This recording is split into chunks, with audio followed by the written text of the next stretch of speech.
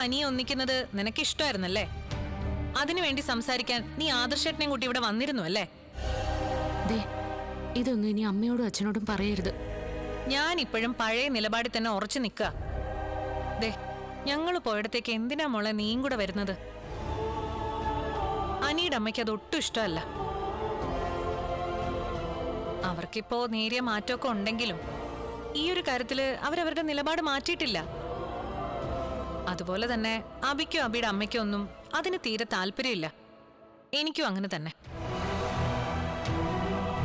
പിന്നെ ഇവളിങ്ങനെ ഒരുപാട് ത്യാഗം ചെയ്യുന്നവളായതുകൊണ്ടാ ഇങ്ങനെയൊക്കെ പറയുന്നത്. ഇപ്പൊ തന്നെ ആദർശേട്ടന്റെ കാര്യം നിനക്കറിയാലോ. വേറെ ഏതെങ്കിലും പെൺകുട്ടികളായിരുന്നെങ്കിൽ അങ്ങനെ ജീവിക്കാൻ അനുവദിക്കുമായിരുന്നോ?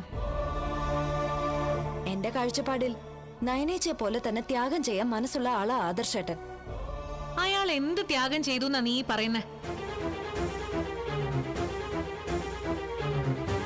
ആദർശേട്ടൻ ചെയ്ത ത്യാഗത്തെ പറ്റി ഒന്നും ഞാൻ പറയുന്നില്ല ചേച്ചി.